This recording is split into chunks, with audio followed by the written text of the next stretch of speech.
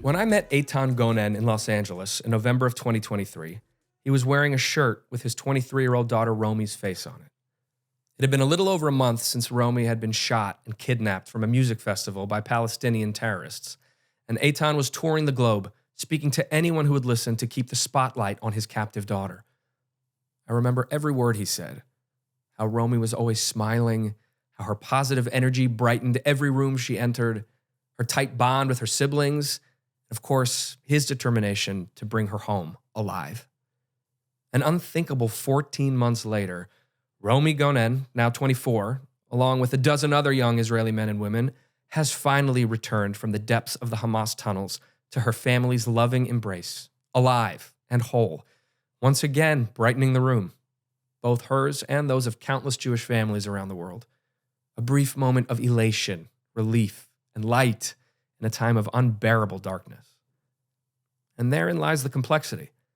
Joy and terror, gratitude and fury, comfort and angst. All these conflicting and contradictory emotions swirling around us all at once. The night Romi, Emily Damari, and Doron Steinbrecher came home, I was at dinner with friends, and one of them began to cry. Not tears of joy, but of frustration, or maybe futility. Yes, the reunions were ecstatically wonderful, but the big picture remains so grim. Dozens of hostages still captive. Thousands of armed terrorists flooding the streets of Gaza, triumphant. Millions of Palestinians still being raised to hate their Jewish neighbors. Who could be happy at a time like this? It actually reminds me of a Kobe Bryant moment, as many things often do. After winning Game 2 of the 2009 NBA Finals, presumably a moment of celebration, he arrived for his press conference completely stone-faced, and he was asked by an incredulous reporter, "Aren't you happy?" To which Kobe responded, "What's there to be happy about? Job's not finished." Job finished? I don't think so. This is an impossibly complicated moment to process. There are layers upon layers of powerful emotions sprouting like weeds from each element of this unimaginable experience. We are jubilant at the return of these young women, some literally snatched from their beds in their pajamas over 470 days ago. And yet, we are furious as we watch them forced to don fake military garb, smile and wave to the camera to grease the wheels of the anti-Israel propaganda machine that so many Islamists and useful idiots in the West hungrily consume. We celebrate their return and shudder to think of what they've been forced to endure day after wretched day for so many long months. We celebrate their return and scream at the injustice of it all, that they were so violently taken to begin with, that so many remain still in captivity, that many have already died there. We celebrate their return and rage at the world for not caring enough, for lacking the moral clarity and courage to demand their release long ago. We celebrate their return and brace ourselves for the future untold horrors that may befall us at the hands of the dozens of newly freed murderers and terrorists, including one who planned a 2003 bus bombing that my friend Sari survived while 17 other passengers did not. We celebrate their return and pray desperately that the others will return too, even as we learn the horrible news that 8 of the innocent people on the list are already dead.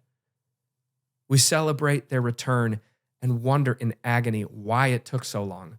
Who else might have been saved if Israel had hit harder, if Netanyahu had moved faster, if there hadn't been a U.S. presidential election? If. We celebrate an end to the fighting, a desperately needed respite for both sides. For Israel, a nation enduring the longest war of its existence, even as we grimly understand that more fighting is now assured. More Israeli sons and daughters will be forced to leave their families and put their lives on the line. More Palestinian civilians will be cavalierly thrown into harm's way as the true villains hide underground. More anti-Jew and anti-Israel haters around the world will gleefully rejoin the fray, if they've even left it at all. When I interviewed former Deputy Mayor of Jerusalem, Flor Hassan Nahum, back in episode 5, she said she wanted a conclusive end to the war, to Hamas's reign, once and for all, so that in 5 years, when her son turns 18, it won't be his turn to go to war. Humanity has failed Flor and her son, and every family like theirs, though of course, who knows what the next 5 years will bring. I have no words of wisdom for you today, my friends. I can only offer validation.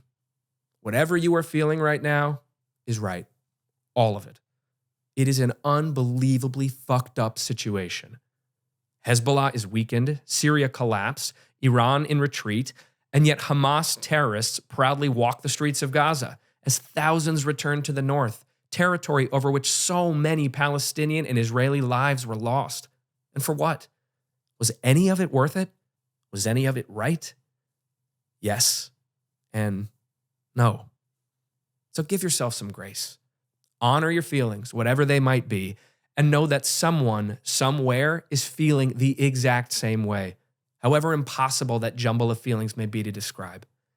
As has been the case with each chapter of this nightmare saga, at least we are in this together. And if that doesn't brighten your day, maybe thinking about Romi and her family will.